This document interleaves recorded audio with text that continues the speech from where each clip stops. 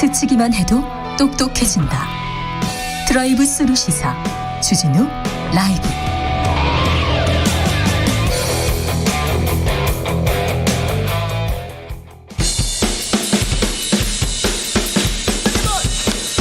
틱탁 틱탁 틱탁 현란한 입담의 환상 드리블. 오늘 이 뉴스를 주목하라. 이슈 티키타카.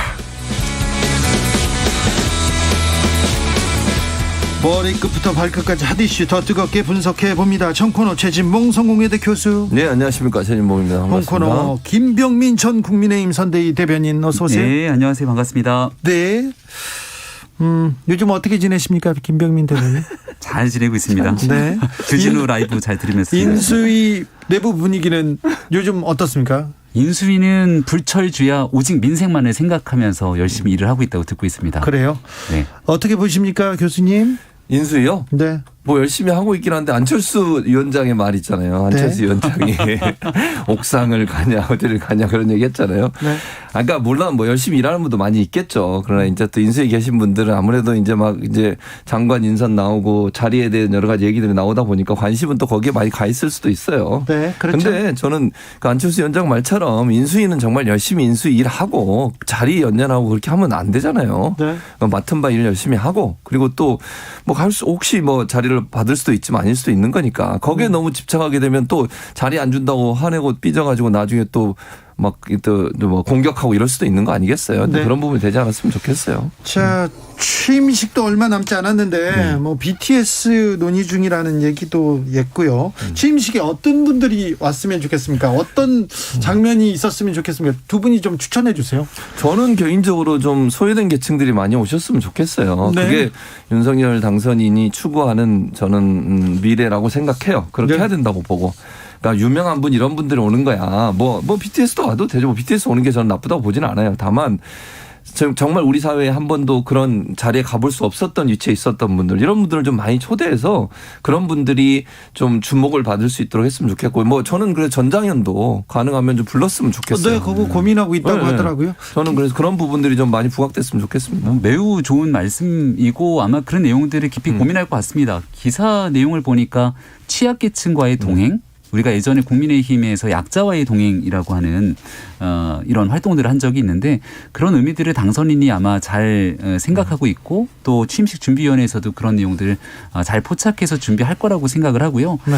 실제 당선인이 후보 시절에도 왜 예술의 전당 등 이런 그 전시회를 보러 간 적이 있었는데 예. 그 당시에도 장애인 예술가들이 전시했던 그 그림들을 봤던 적이 있어요. 네. 그리고 집에 걸려있는 그림 중에도 그런 그림들을 실제로 구매해서 걸어놨던 적들이 있는데 이렇게 선뜻 우리가 흔히 잘 보지 못했던 부분들까지도 이번에 혹시 취임식에서 다 넓게 포용하면서 함께 갈 수 있는 모습들 그리면 좋겠다는 생각입니다. 김병민 대표님, 네. 그거 다 선거용 아닌가요? 근데 그 그림이요. 실제 선거 때가 아니라 검사로 재직하고 있을 때 사서 집에 걸어놨던 그림이 나중에 훗날 화제가 된 거죠. 아, 그래요? 네. 잘 알아보세요. 자, 대통령 취임 전에 윤석열 당선인 주인공으로 한 그림책이 나온다고요? 어린이 그림책이? 네, 저도 기사를 봤는데요. 네. 예전에 2017년도 때는 문재인 대통령 당선되기 전이었는데 문재인 대통령에 대한 책이 나와서 대통령이 아니었죠. 정치인 문재인에 대한 책이 나와서 굉장히 화제가 된 적이 있다고 하고요. 아마 지금도 이제 당선이 되어 있는 상태이기 때문에 책이 그림책으로 나오는 일에 대해서 이슈가 되고 있는 것 같습니다. 그리고 출판업계 입장에서는 대통령 5년 임기 동안에 가장 책이 회자가 되면서 국민께 잘 소개될 때가 바로 지금 이때잖아요. 지금 핫하긴 핫하죠. 네, 제일 만약에 핫하죠. 임기 한 3년 4년 차 돼 갖고서는 그런 책들이 잘 회자가 되지 않을 수 있기 때문에 뭐 자연스럽게 역대 대통령들도 그래 왔던 것처럼 당선인에 관한 여러 관심들 이렇게 소개되고 있는 상황으로 보면 될 것 같습니다. 그러니까 뭐 저는 개인적으로 그러니까 이런 책들이 나오는 것이 꼭 윤석열 당선인한테 좋은 이미지를 줄까 하는 생각은 들어요. 물론 이거 뭐 윤석열 당선인이 제작하거나 이런 건 아니니까 출판사에서 아까 말씀하신 것처럼 정말 순수하게 정말 경제적으로 어떤 그 성과를 내기 위한 수단으로 하셨다고 하면 그건 뭐 어쩔 수 없는 거지만 이런 얘기가 자꾸 회자되면 어쨌든 약간 좀 그러니까 뭐 위인전이든 그림책이든 이런 책이 나오게 되면 권위주의적인 모습으로 비춰질 우려가 있어요. 물론 본인이 그렇게 하시지 않았다 하더라도 그래서 좀 저는 긍정적인 것보다는 그런 부분도 함께 고려할 부분이 있다는 생각이 듭니다. 당선인 취임 기념으로 토리 우표도 나온다는데 토리 우표는 누가 만드는 거예요, 이거는? 이게 취임식에서 이런 안까지도 고려하고 있다 이런 기사를 봤는데요. 토리는 우리 국민들 이제 좀 익숙하실 것 같은데 윤석열 당선인 처음 정치 시작했을 때 SNS에 토리 아빠 이렇게 적었던 아마 기억이 저도 생생한데요. 그래도 취임식 준비하는 분이 토리 우표까지 준비합니까?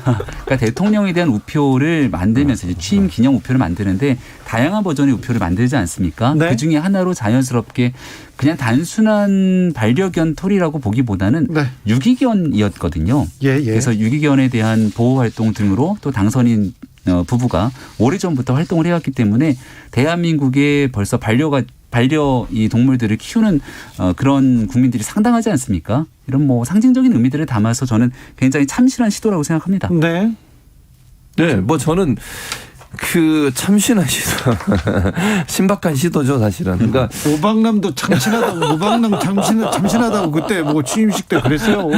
그러니까. 근데 또 이런 생각은 들어요. 왜냐면 이제 워낙 요즘 반려인구들이 많으셔서 그것도 뭐 가족으로 생각해서 그렇게 할 수 있는데 대체적으로 이제 예전에는 취임식 하면 대통령의 이제 얼굴을 주제로 한 그런 취임식 관련된 그런 이제 우표들은 있었지만 반려견을 대상으로 해서 우표를 만든 적은 없었거든요.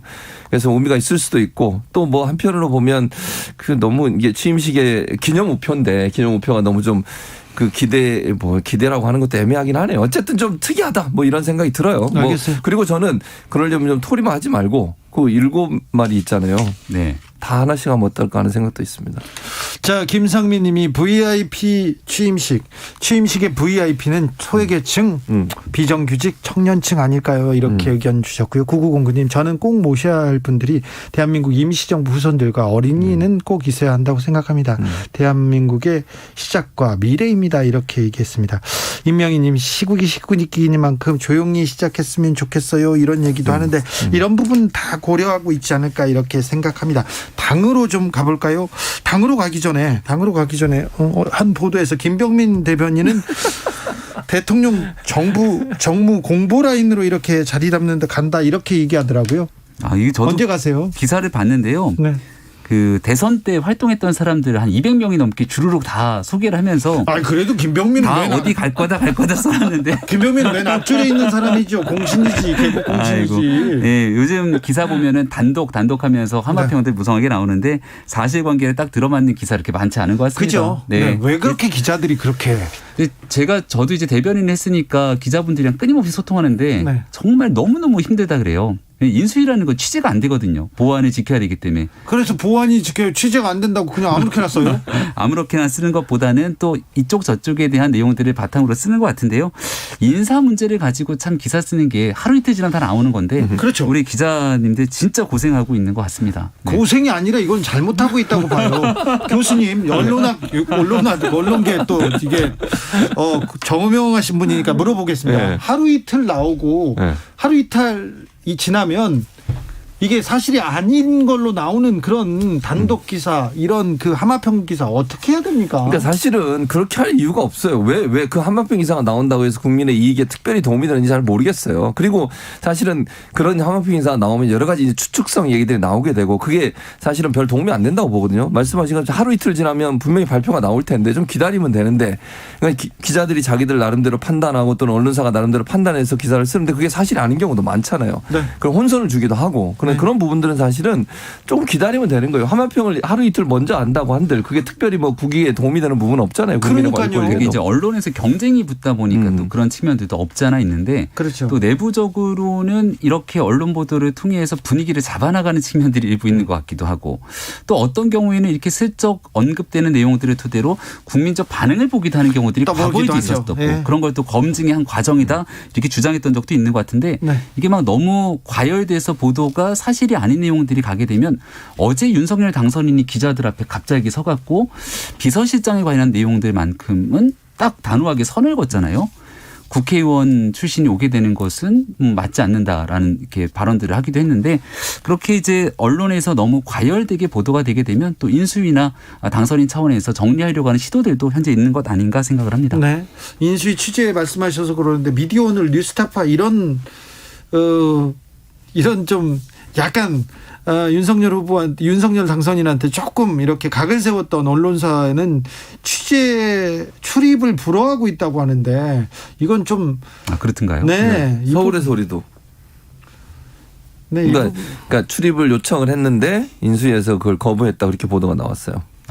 제가 알고 있는 영역이 아니어서. 네, 알겠습니다. 근데 그거는 좀 저는 안 좋다고 생각해. 그게 그렇게 돼버리면 마치 이제 윤석열 당선인에 대해 부정적인 기사를 쓰거나 좀 각을 세웠던 언론사를 핍박하는 느낌이 들 수밖에 없거든요. 그렇죠. 그건 절대 전혀 도움이 안 될 텐데. 도움이 안 된다고 봐야죠. 김병민 대변인이 있었으면 아마 다 넣어줬을 것 같은데요. 뭐 나름대로 인수위에서 마련한 기준 같은 게 있겠죠. 네. 그 기준에 충족을 했는지 여부를 좀 확인할 필요가 있을 것 같은데 굳이 성향이나 이런 것들을 바탕으로 끊어내지는 않았을 거라고 저는 생각합니다. 그렇다면 지난날 선거 때 윤석열 당선인에게 매우 불편한 기사를 썼던 언론사들이 지금 말씀하신 그런 언론사들만 있는 건 아니잖아요. 네. 그래서 그런 기준으로 하지는 않았을 거라고 저는 생각합니다. 네.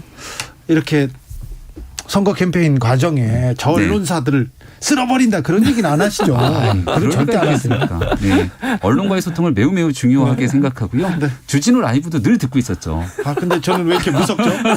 저 쳐다보지 마세요, 김병민 대변인. 쳐다보지 마. 네. 김병민 대변인. 네. 당으로 갈게요, 당으로. 네.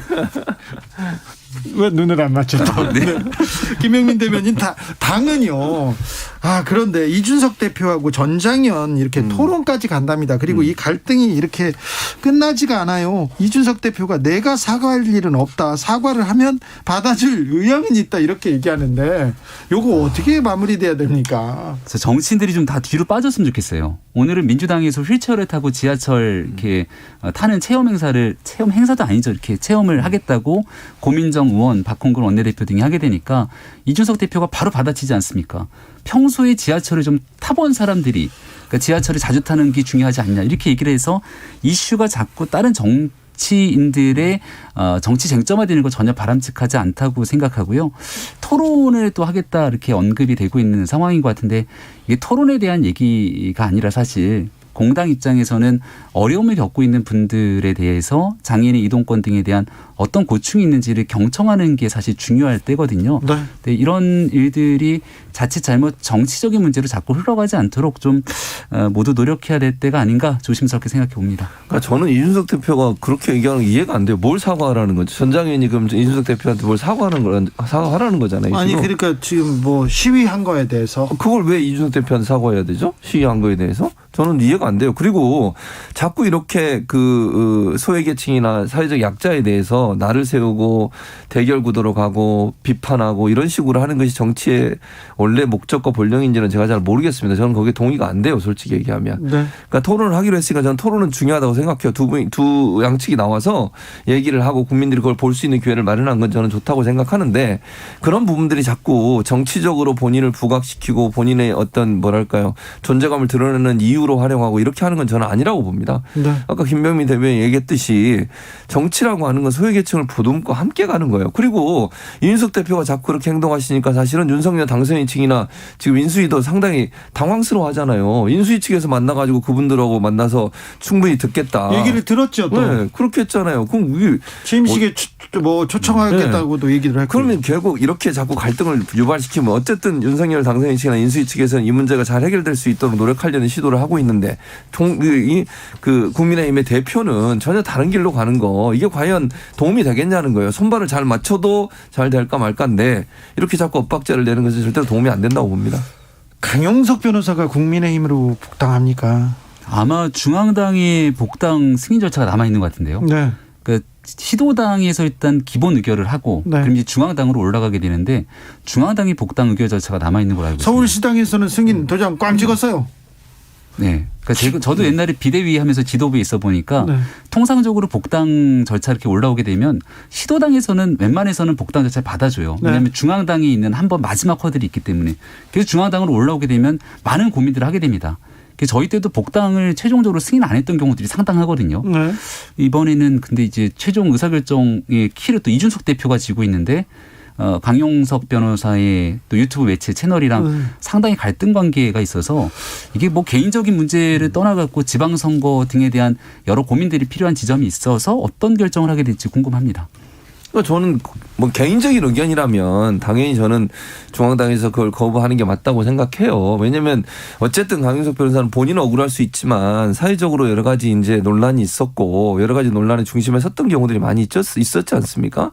그분이 국민의힘에 복당을 하면 국민의힘의 이미지에 영향을 미칠 수밖에 없어요. 또 와서 어떤 발언을 하실지 모르잖아요. 앞으로 어떤 행동을 할지 물론 뭐 바뀔 수도 있겠죠. 그러나 그분의 성향으로 봤을 때 좀 자극적이고 아니면 특정 계층이나 특정 뭐 성별이나 이런 부분에서 공격적인 성향을 보일 가능성도 있는데 그랬을 때 그거 가져올 수 있는 후폭 부분 생각해 봐야 된다. 그래서 중앙당이 그 전에 했던 모든 행동들에 대한 평가를 하고 거기에 맞게 판단을 해야지 뭐 누구든 다 들어오세요. 어떤 중앙당에서 그냥 그걸 받아들이는 쪽으로 가게 되면 그 후폭풍이 상당히 크지 않을까 하는 생각이 듭니다. 근데 이제 이 대표의 고민은 정치는 좀 일관성이 있어야 되잖아요. 네. 그러니까 저희가 비상대책위원회 있을 때는 도덕적 기준의 허들을 굉장히 높게 높였습니다. 그래서 사실 홍준표 후보의 복당도 저희 비대위가 있을 때 잘 안 돼갖고 이준석 그렇죠. 대표가 전당대회 나왔을 때 홍 대표 복당도 받겠다. 그리고 이은재 의원에 대한 복당 여부도 그 당시 처리가 안 됐지만 이준석 대표가 당대표가 되고 난 다음에는 대통령 선거를 앞두고 모두 다 함께 대통합하는 의미에서 거의 모든 복당을 다 허용했던 거로 기억을 하거든요. 네.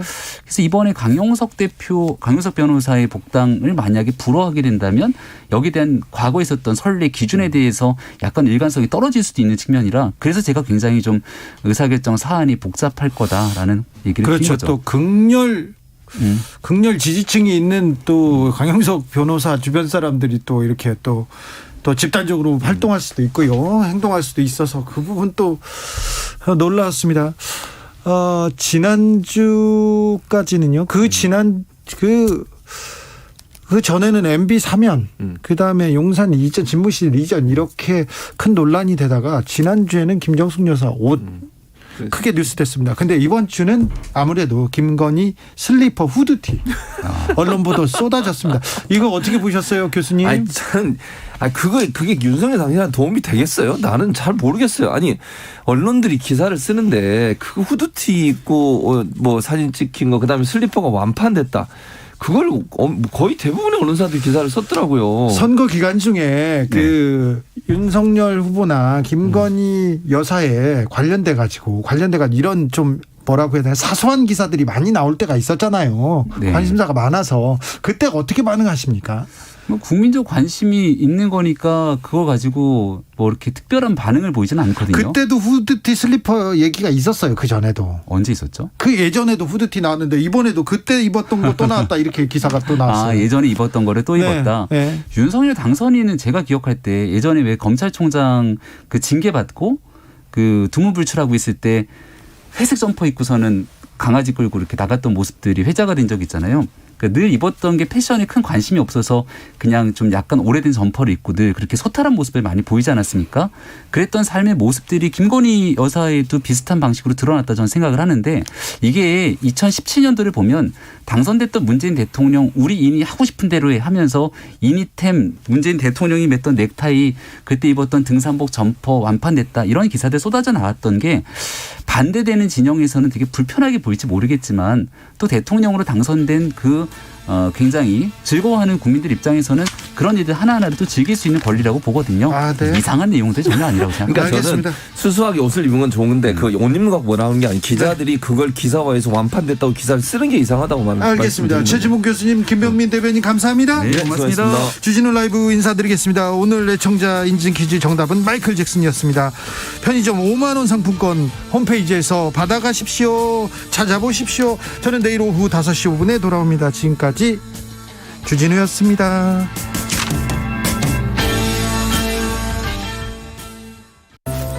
(2022년) 한국전력은 한 걸음 천천히 가겠습니다. 조금 늦더라도 함께 갈 수 있도록, 천천히 가더라도 안전히 갈 수 있도록